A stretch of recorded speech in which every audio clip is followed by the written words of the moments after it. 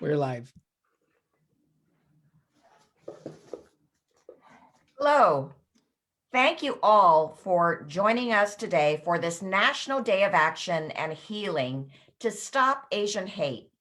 Today's Facebook Live conversation, LA Speaks Out Against AAPI Hate, is just one of hundreds that is happening all across the country. From coast to coast and everywhere online, there are events like this and virtual conversations happening where victims, elected officials, and community advocates are sharing their stories and helping their communities understand how they can protect themselves and others. I'm Congressmember Judy Chu, and I'm so glad all of you have joined, and I encourage each one of you to participate even further by posting your own tweet using the hashtag #StopAsianHate. You can find sample tweets at www.asianamericandayofAction.com. These actions are vitally needed and have been a long time coming. Last week, our nation was shocked and horrified by the murder of 8 people in Georgia, including 6 Asian women. A 21-year-old white male chose to shoot at a spa called Young's Asian Massage, then drove 27 miles to shoot at 2 more Asian spas located side by side. Local sheriffs had tried to diminish these crimes by saying he had a sex addiction, but he had plenty of other places to go in those 27 miles.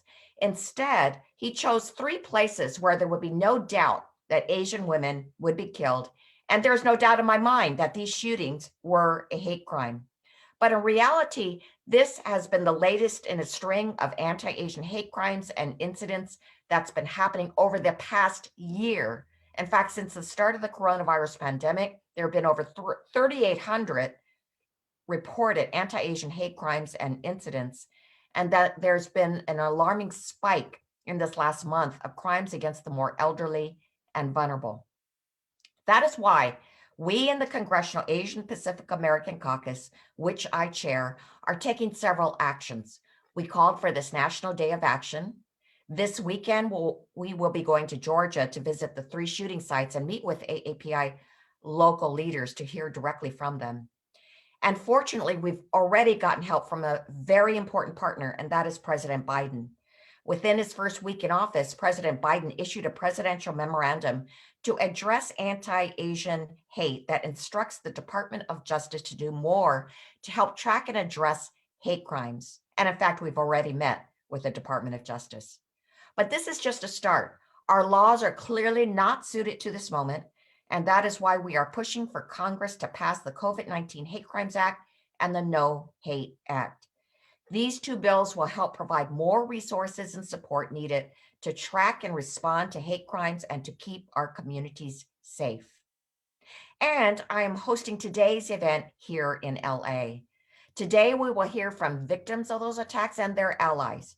We will hear from my congressional colleagues from the Los Angeles area, Congress members Karen Bass and Maxine Waters from the Congressional Black Caucus, and Congress members Lucille Roba-Allard and Norma Torres from the Congressional Hispanic Caucus, who have been all such steadfast allies throughout this crisis.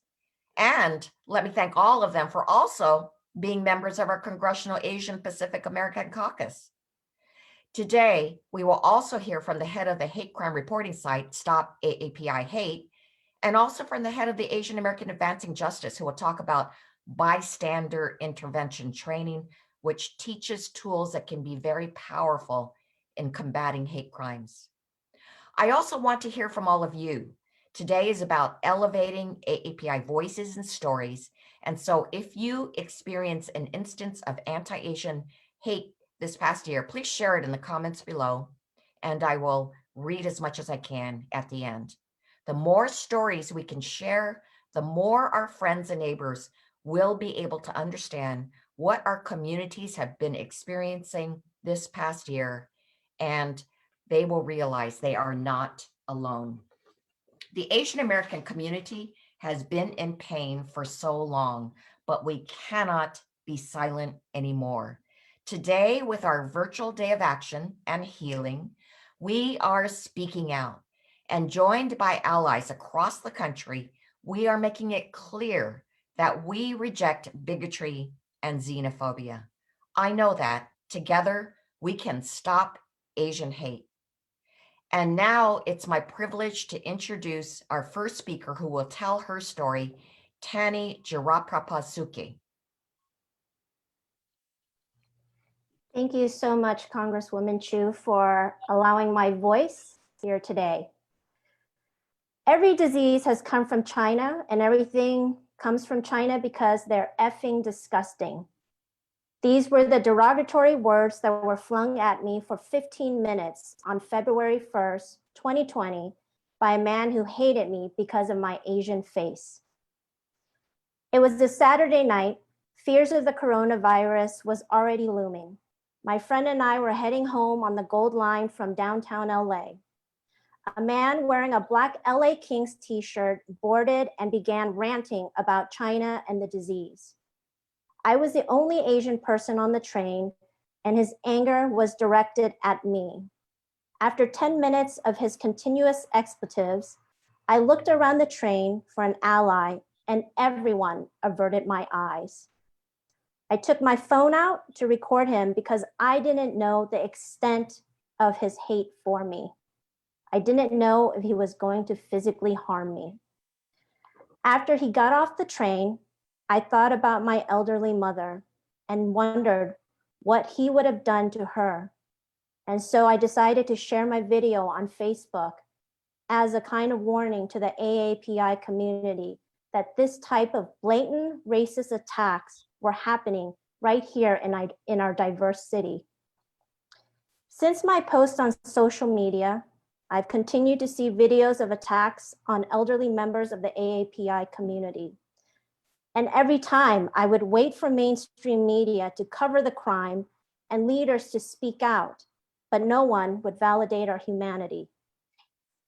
Almost a year to the day of my verbal assault, an 85-year-old Thai man, Vicha Ratanapakdi in San Francisco, was pushed to his death while on his morning walk. And still, there was no national outrage. Nothing was done to help us keep safe. There has been a sharp increase in the number of anti-Asian attacks, and no urgency was given to our community. And now we have the mass murder of 8 people, 6 of whom were Asian women. Why did it take so long for mainstream media and leaders to hear our cries? The lack of concern for our AAPI community makes me feel invisible and unwelcome in my own country. As an American, I no longer have the freedom in the city I call home. Every time I or a family member walks out the door, I have to sit with my fears, and I'm exhausted. We have tried for so long to be model citizens by accommodating, keeping our heads down, staying silent. It hasn't kept us safe. As human beings, we demand to be seen and heard. We need leaders to support us, to emphatically speak out against anti-Asian rhetoric and violence. Show us that we can feel safe in our city. We are tired of waiting. Thank you so much for this time. And now, an incredible ally of our Congressional Asian Pacific Caucus, Congressmember Lucio Roybal Allard.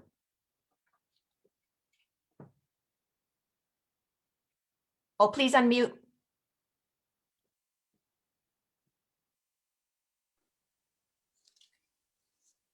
Okay. Good morning, and I thank my colleague Judy Chu for inviting me to today's press conference. I deeply regret that what has brought us together are the vile and unconscionable attacks of hate against members of the Asian American Pacific Islander community.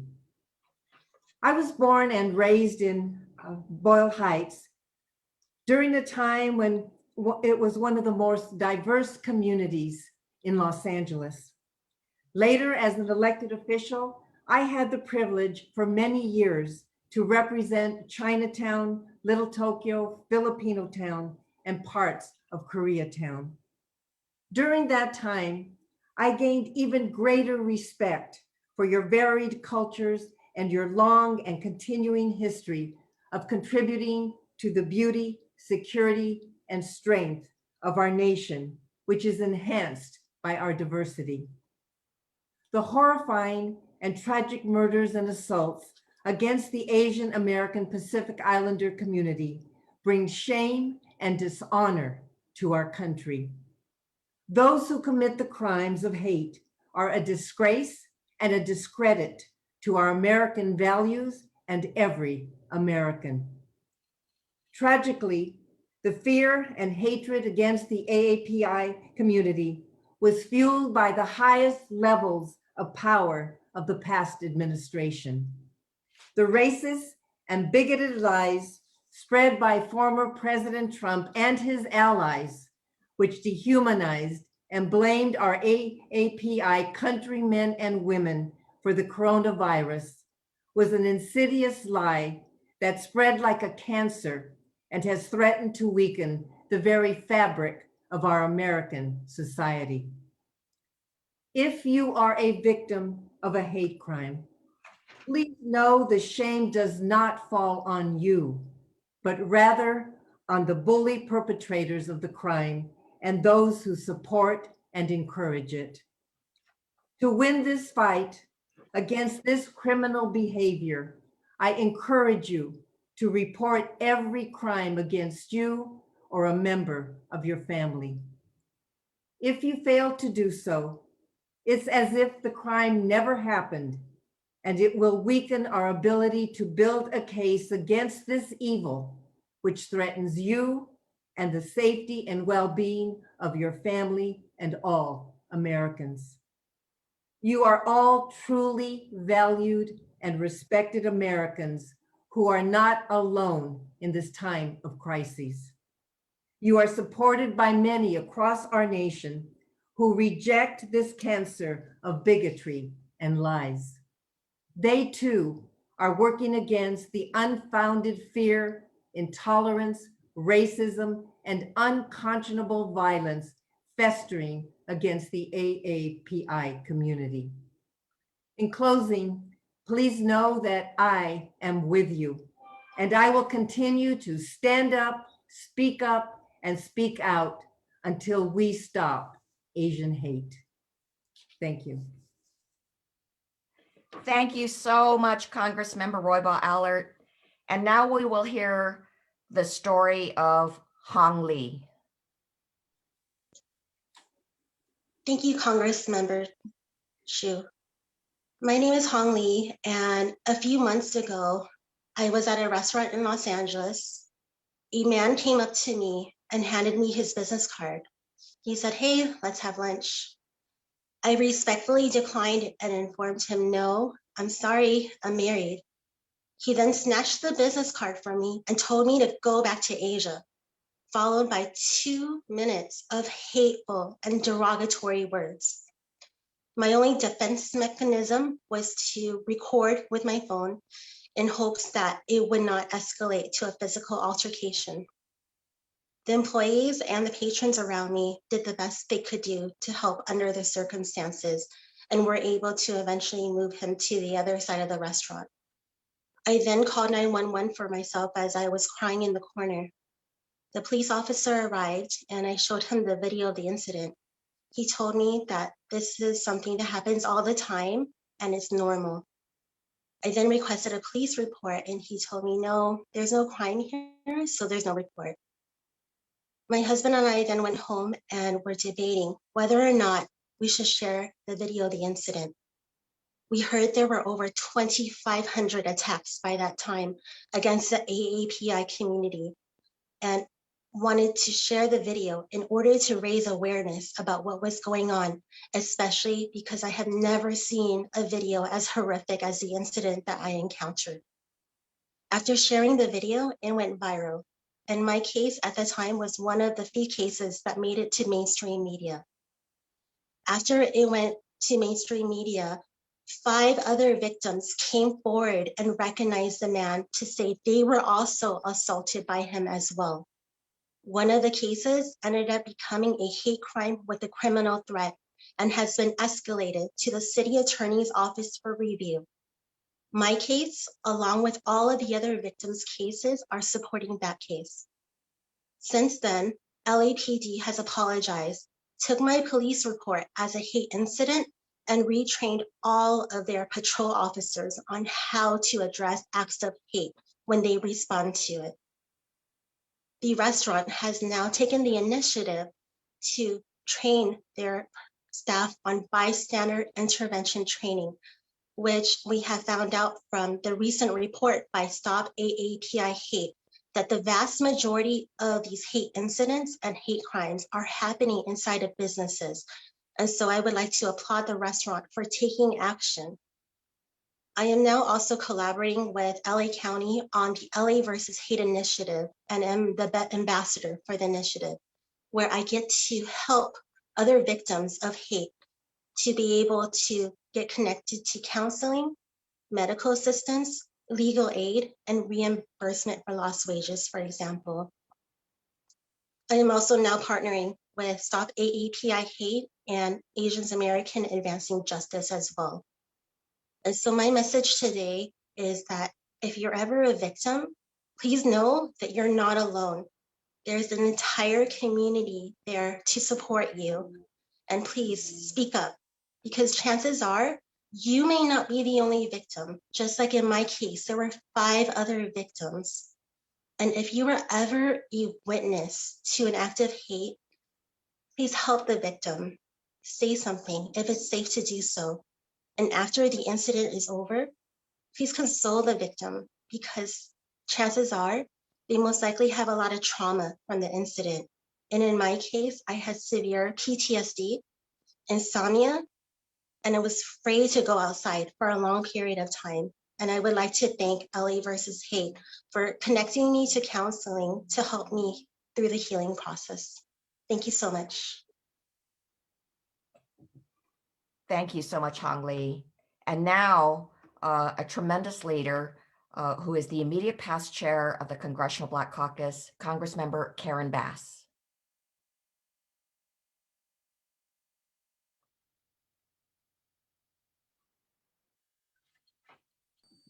Congressmember Bass will be with you in a few minutes, but she'd be happy if you could move to another member of Congress. Well, then now I would like to have a Congress member who distinguished herself by being the first immigrant ever elected from Guatemala, Congressmember Norma Torres. Thank you so much, everyone, for joining us today. I want to start by also thanking my friend and colleague, Congresswoman Judy Chu, not just for her leadership as the chair of CAPAC, but also for the opportunity to join you today at a time when we all need to speak out, every single one of us. 8 families in Atlanta were shattered. Their lives were shattered by a gunman last week. 6 of his victims were of Asian descent. Their senseless murders came after a year of increasing anti-Asian violence. And after a year of reckless scapegoating by the previous administration, after a year of them conflating an association of a deadly virus with the entire group of people who have absolutely nothing to do with it. The Trump administration's behavior was heinous. The violence that we've seen as a result was predictable. But to simply lay the blame on a xenophobic and racist president will fail to acknowledge that this is rooted much deeper than one person. When elected leaders who know better take aim at innocent people, whether it's by law, by executive action, or by rhetoric, the people who follow these leaders are never far behind. The end result isn't just a society that is unwelcoming to its own citizens. It is a society prone to aggression and violence towards them. We see them in famous cases like Vincent Chin, who was murdered in 1982 by out-of-work auto workers who attacked him for the success of the Japanese auto industry. And it made no difference to his attackers that Chin was neither an auto worker nor was he Japanese. We see it in everyday cases like the daily ridiculing, taunts, and threats of violence that are causing Asian American students to stay home right now, even after their schools have reopened. And we see it now in the memories of 8 people who would be here today if their lives weren't cut short last week in Atlanta. And as a mother of 3 and a grandmother of 1, I know the fear of every parent has for the safety of their children. And I can't even imagine how that has intensified for our friends, our neighbors, and loved ones in the AAPI community. And as an American citizen, I refuse to stand by and stand down. I am proud to stand here shoulder to shoulder with the AAPI community to denounce the anti-Asian violence we are seeing. Every AAPI person from the Inland Empire to every other community across the country and the world deserves our solidarity, support, and our respect. And I look forward to working with Congresswoman Chu and all of my colleagues throughout Congress to end this hateful scourge. Thank you, Congresswoman Chu, and I will yield back. Thank you, Congressmember Torres. And now Rita Wong will tell the story of what happened to Matthew Leung. Thank you, Congressman Chu, for giving me the opportunity to speak on behalf of Matthew Leung, a paraprofessional at our school, and to share his story. This incident happened on a Sunday afternoon. Matthew was sitting at a bus stop, and a man with a bicycle approached the bus stop. Matthew asked him, "What bus number are you taking?" The man responded. A few minutes later, the man approached Matthew, grabbed his cane, and started beating him on the head. Matthew used his hand to cover his hand to protect his face. In the process, he lost the tip of his finger, got a black eye, and a gash on his head. When I heard this news, it really hits home because Matthew has been part of our Geister family for over 2 decades. So we decided to start a GoFundMe for him to help him financially to meet ends meet. Then we were given the opportunity to voice this attack on a public forum. Although he was apprehensive at first, I convinced Matthew to do it because it was for a greater cause. I feel that we cannot be silent anymore, and this should not be normalized. Recent anti-Asian hate crimes has been excruciating to watch. Most Asians don't want to cause waves, but at times like these, we need to speak up.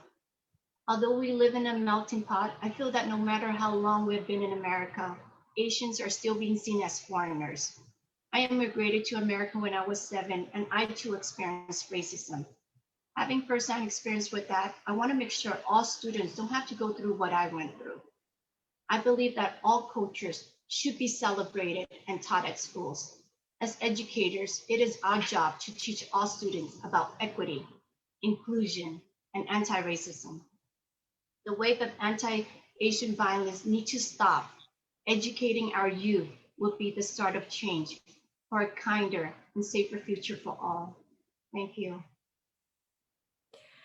Thank you, Rita, for telling Matthew's story. As you may guess, he still has PTSD from this experience. So thank you, Rita, for stepping forward like that, and also for starting that GoFundMe site, which has helped him with his medical expenses.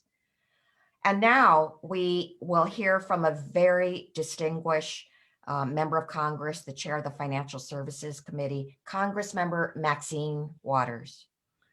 Thank you so very, very much, Judy Chu, for hosting this important event.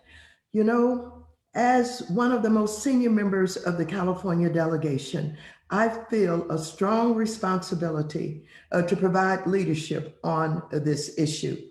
I want you to know, as the chair of the Financial Services Committee, I've created a subcommittee on diversity and inclusion in order to deal with racism and discrimination. I want you to know that I do not tolerate racism and discrimination in any shape or form. I am a victim of racism and discrimination all my life. And so I'm with you today because I stand tall against this racism that's being activated and placed against all of the Asian Pacific community. I want you to know when I joined the Congressional Asian Pacific Caucus, that I joined it because I knew that we need to stand together on all of these issues of racism and discrimination. And so it is not just now that I'm getting started with this issue. You know, I represent a community of cities. My city of Gardena has 25% Asian Pacific Americans. My city of Torres has 36% Asian Pacific Americans. And I deal with the issues of concern to all of my communities all the time. And so this past weekend, in one of my cities of Westchester, we took to the street and we organized a protest where we stood for hours protesting the racism and discrimination against Asian Pacific Americans. So I'm so pleased about your leadership, Judy. And I'm also pleased that my colleagues have joined with you today and who have expressed their outrage at the racism and discrimination that's being placed against the American Pacific community. And so not only do I stand in support and solidarity with our AAP community, over the past year, we have all witnessed the horrific rise in anti-Asian sentiment and violence.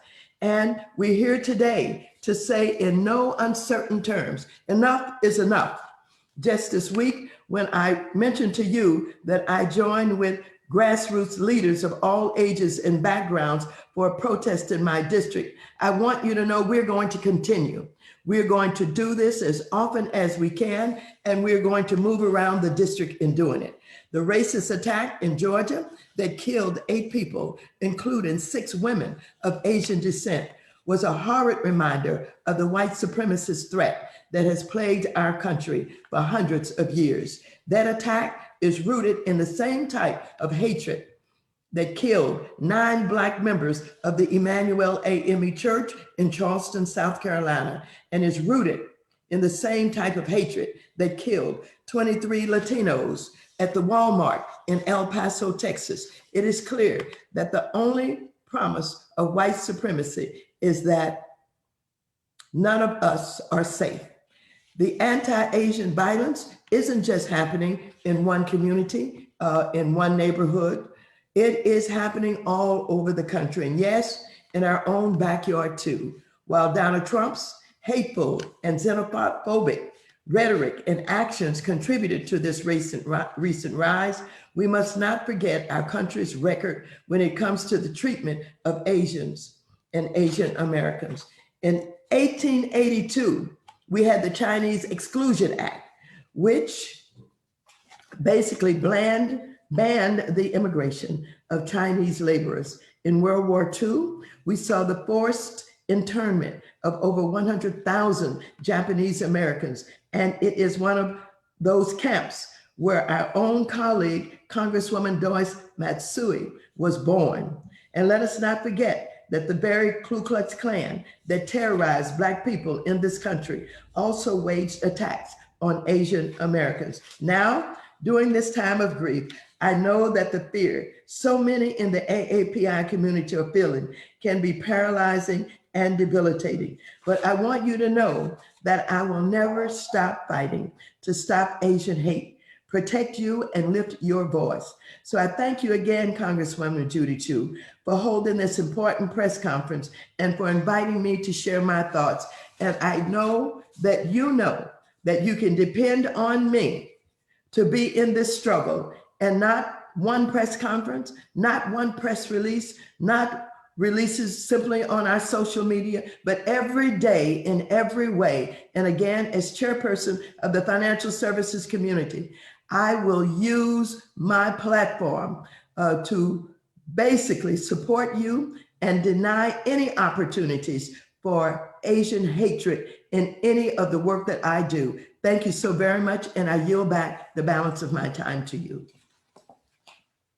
Thank you, Congressmember Waters, for your strong stand and for joining that rally against Asian hate, but for decades of doing this. And now we will hear the story of Stella Wong, who witnessed Asian hate, and she'll talk about what she did about it. Thank you so much, Congresswoman Chu, for this amazing opportunity on this platform.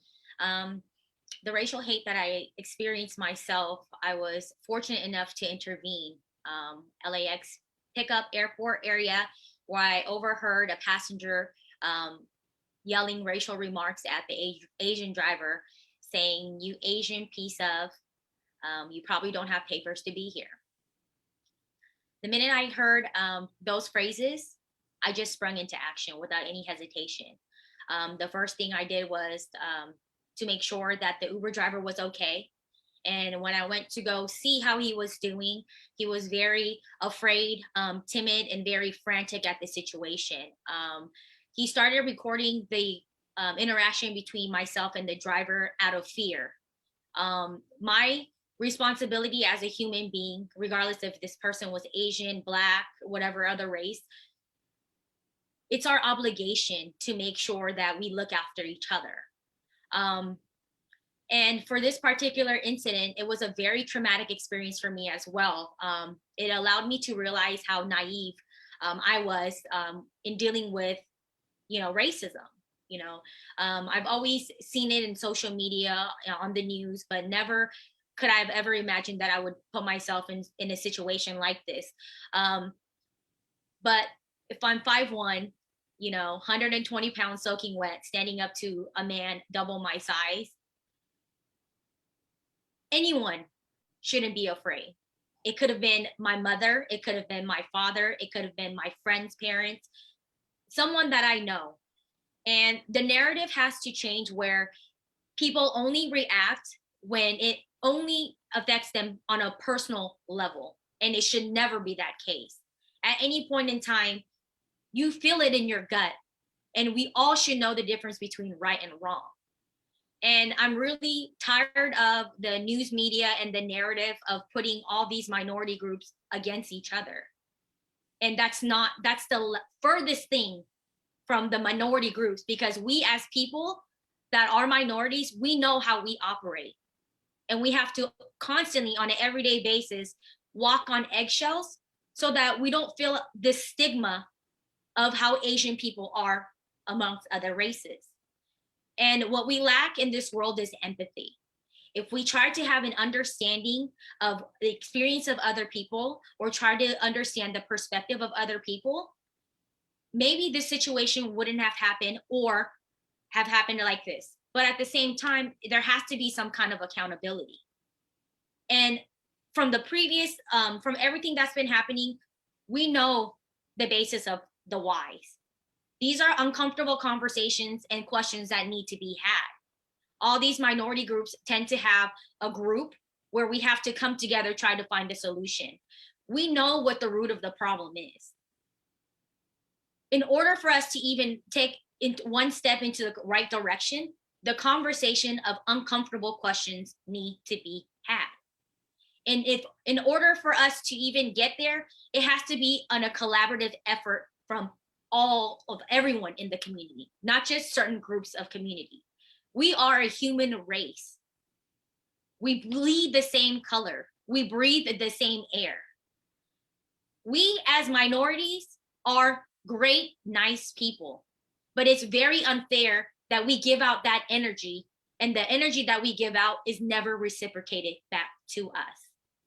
And this is the perfect time where we all have to unite as a group and figure out a solution.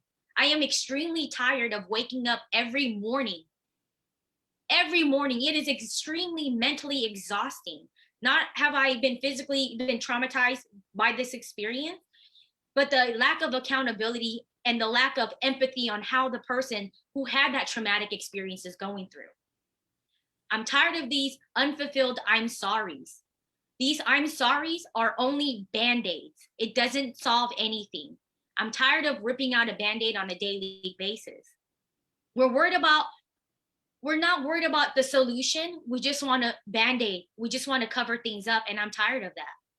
Until we get those group of people in an uncomfortable situation and allow them to answer these questions, where there's no, I feel like I want to have hope, but these uncomfortable conversations need to be had.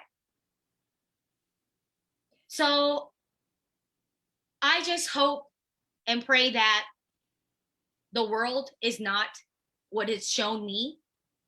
And I am extremely hopeful for my generation, along with the generation next to us, that we can and we will be able to make this change.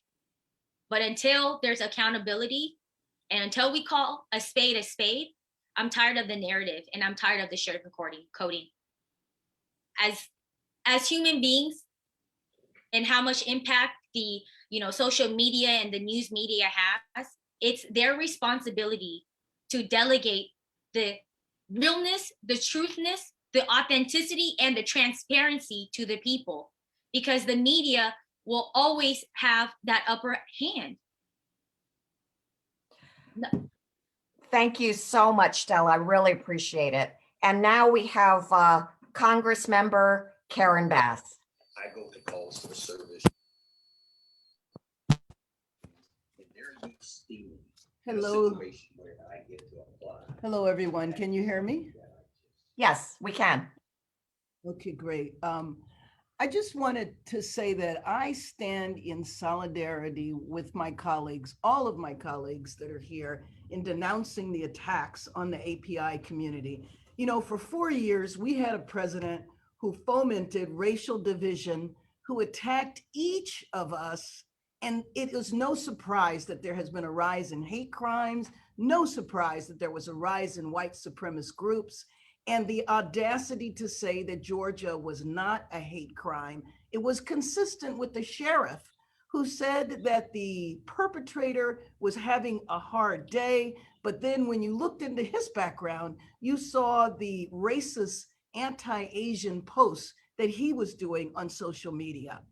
But I want to say that in the African-American community, there is a long history of Black Asian solidarity that spans over 150 years, with Frederick Douglass denouncing the attacks against Chinese and Japanese immigrants, African-Americans supporting the independent struggles in the Philippines, and also supporting a repeal of the law that interned the Japanese. And that law wasn't repealed until the 1970s.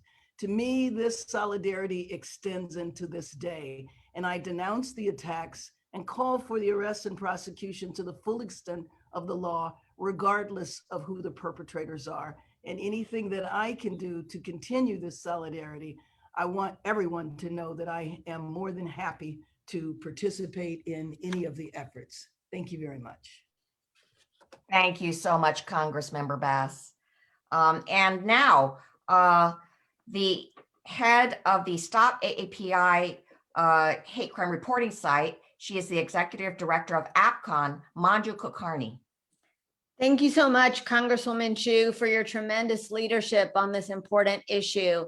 I also want to thank Congresswoman Roybal Allard, Congresswoman Bass, Congresswoman Torres, and Congresswoman Waters, of whom I happen to be a proud constituent. And I also want to thank Tanny, Hong, Matthew, Rita, and Stella for their tremendous courage in sharing their stories and the stories of those who have experienced the hate. It is my honor to be part of this press conference today. And as the leader of APCON, we're a coalition of over 40 community-based organizations that serve and represent the 1.5 million Asian Americans and Pacific Islanders in Los Angeles County. It's an honor also to be part of this forum with Asian Americans Advancing Justice LA, which is a member of APCON. We founded Stop AAPI Hate with Chinese for Affirmative Action in San Francisco State University 1 year ago on March 19th. Since then, we have received over 3,800 hate incidents from across all 50 states and the District of Columbia, making us the nation's leading aggregator of anti-Asian hate incidents. We also know that the vast majority are hate incidents and not hate crimes. This is important as we seek solutions to what is happening to our fellow sisters and brothers across the country. 68% of those incidents come sadly from women very similar to the ones who are targeted in Atlanta. We also know that a significant number come from Chinese Americans, Korean, Vietnamese, and Filipino, as well as other parts of our community, including even Pacific Islanders and South Asian Americans. Our reporting center is part of a four-pronged approach, which includes providing resources as well as direct assistance to our community members across the country through our local networks. We are also conducting advocacy at local, state, and federal levels and are proud to work with KPAC as well as the Tri-Caucus in developing policy solutions at the federal level. I'm proud to have had an opportunity last week to testify in front of the House Judiciary Subcommittee on this important issue, and not only to share our data, but also to share the statement of Georgia advocates in asking for mental health resources, legal resources, as well as immigration assistance and overall help to address what they are facing in their communities.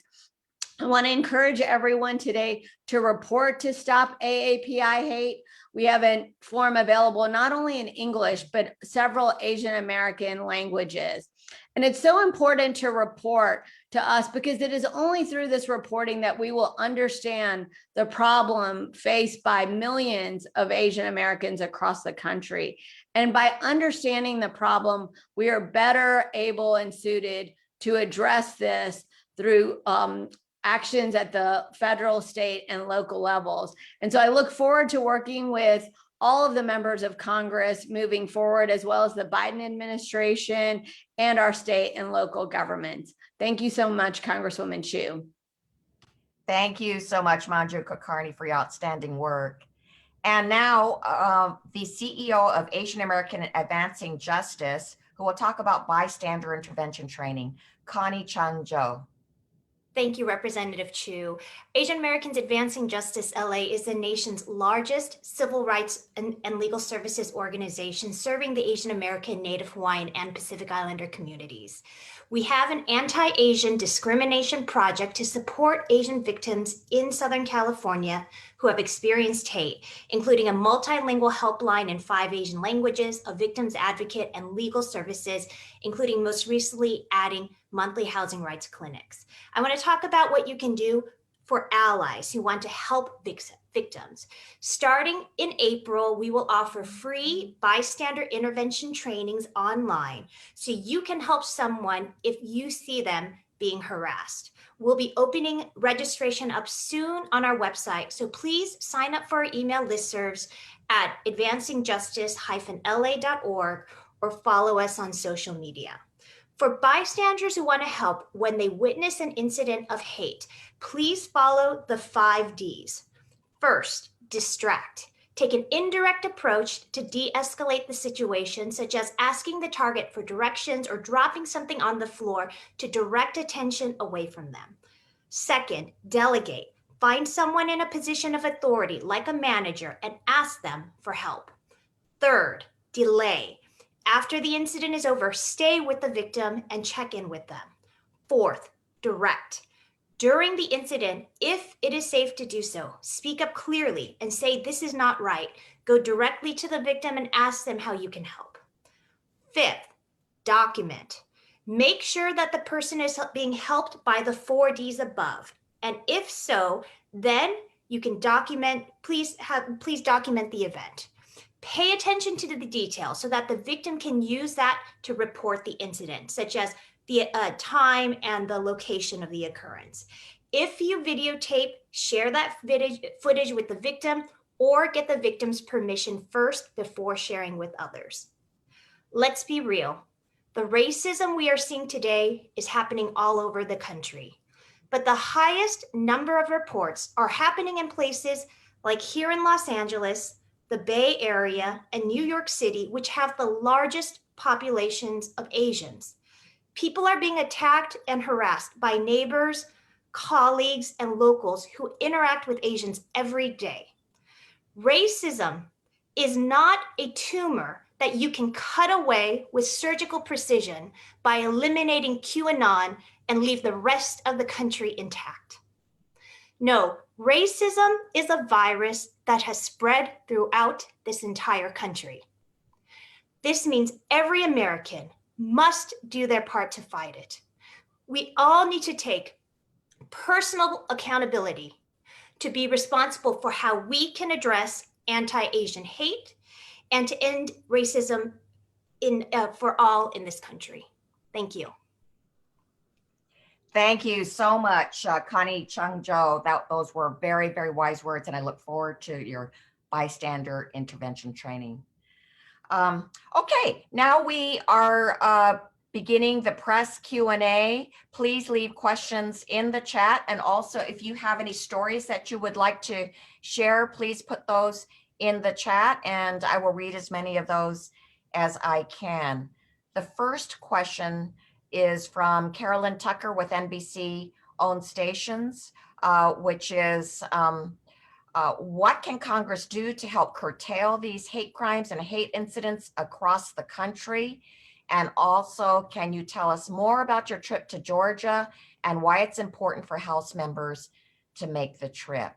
Well, I will start with Georgia and say that, yes, members of the Congressional Asian Pacific American Caucus are going to Georgia. First, we are going to go and take the pathway that the shooter took. That is that first Young's Asian Spa. And then we're going to drive the 27 miles that he took to the two Asian spas that were side by side. We want to experience ourselves whether it was possible for him to target others other than Asians. And the answer, I think, will be obvious that it is. But we also want to pay our condolences to the victims of these crimes. And we want to make sure that this is investigated as a hate crime and not just as a bad day.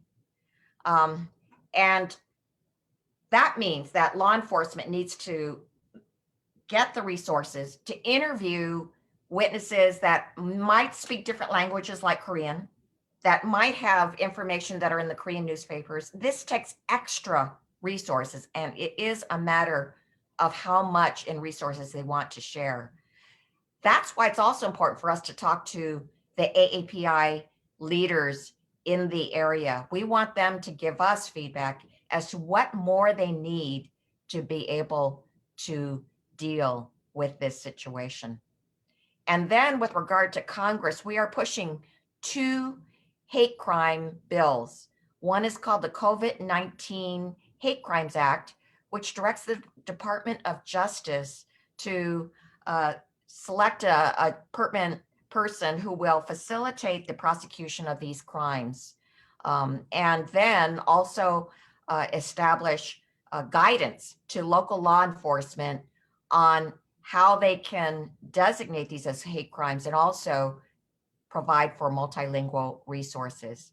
The No Hate Act is one that will improve our flawed hate crime system.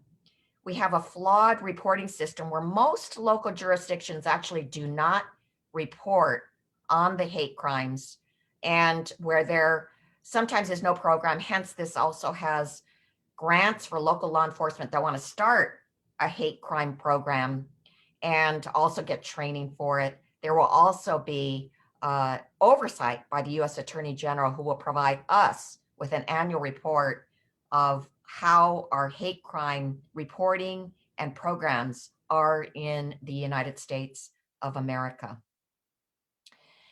And would anybody else like to chime in here?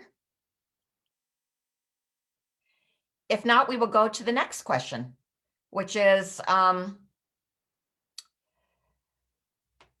Nicholas Wu asks, Representative Young Kim has an op-ed today saying, amongst other things, we cannot legislate hate out of people's hearts and minds. Real change happens with each of us taking personal responsibility.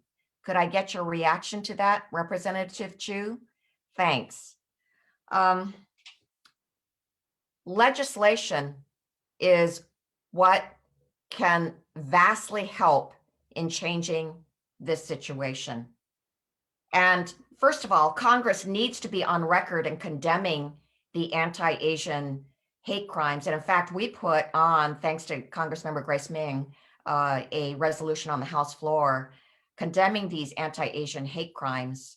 And I was just really gratified that we had every single Democrat voting for it and 14 Republicans, but shocked that 164 Republicans voted against it. And in fact, Minority Leader Kevin McCarthy called it a waste of time.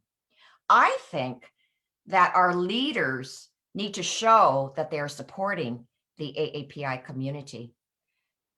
But beyond that, there needs to be actual resources for local law enforcement to combat hate crimes. And that could happen with the No Hate Act and with the COVID-19 Hate Crimes Act. Right now, we know there are severe deficits.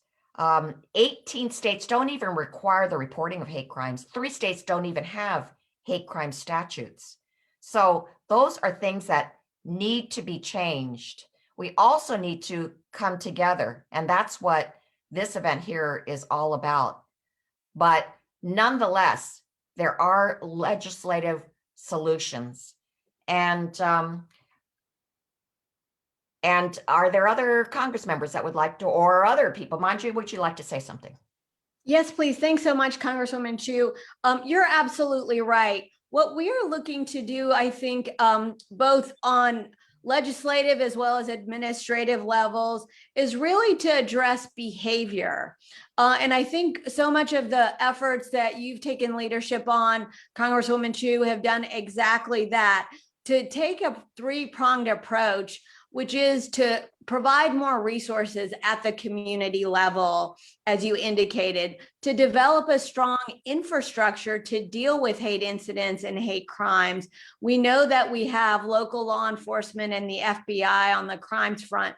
What we also need to see is programs like the one that Hong mentioned, LA versus Hate, that should really be a model for programs all across the country to provide direct support and assistance. So a civil rights infrastructure, I think, is absolutely necessary. And as you pointed out, statutes are needed to deal with behaviors that are against the law, whether they are, there are civil fines and penalties or criminal fines and penalties. We can get at that behavior, and we can work with schools and businesses to make sure that discrimination is not tolerated there.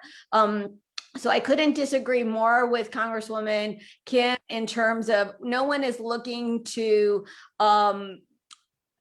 just change the hearts and minds of individuals. That is one component of the work, but the other components are absolutely within the purview of government, and we need to make government accountable, which is exactly what today's forum is about. Okay, Congressmember Lucio Roba-Allard wants to say something.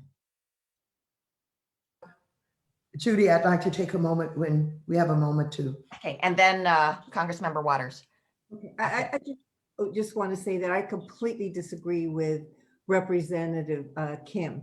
Silence and inaction is interpreted as acceptance. So Congress cannot be silent. They must condemn what is happening. And one of the best ways of doing it is through legislation, because we need to show that these unacceptable actions have consequences. So if there's silence and no consequences, the message is it's acceptable behavior. And so we need to take strong action. Judy Chu has been an absolute incredible leader in making sure that Congress, whether it's the hate crimes or whatever it is that is being put forward, that the AAPI community is part of that discussion. And so again, I completely disagree with Kim. And if we continue to have people with that attitude, then what they're saying is there's acceptance and to what is happening. Congressmember Waters. Thank you so very much. I am terribly offended by the words of the police officer who was involved in the apprehension of the killer in Atlanta by saying things like, he said he just had a bad day, or opining on site whether or not he thought it was a hate crime. I think we need to take apart whatever the activities are in the Justice Department, the Civil Rights Division, and get rid of any obstacles that prevent us from having a determination about whether or not these crimes are hate crimes. I think there are too many hoops to jump through. I think with the kind of murders that we saw in Atlanta, prima facie evidence should be enough to determine that it was a hate crime. And so I think that one of the things we must do is go through and scrutinize and take apart and take a look at what the Civil Rights Division of the Justice Department does in making that determination so that we can get rid of obstacles and make sure that we don't have situations where you have multiple number of people who were killed. And then the question remains whether or not it was a hate crime. And as it was identified here today, when you talk about your trips to Georgia, the length of time, 27 miles between one of the shootings and the others that occurred, whether or not that's premeditated murder. And why did you do it? You do it simply because you were driven by hate. So I am going to provide some leadership in that effort. Thank you very much. I yield back. Thank you so much.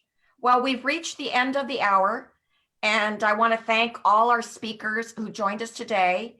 To my fellow members of Congress and elected leaders, thank you for your support for our community during this incredibly difficult time.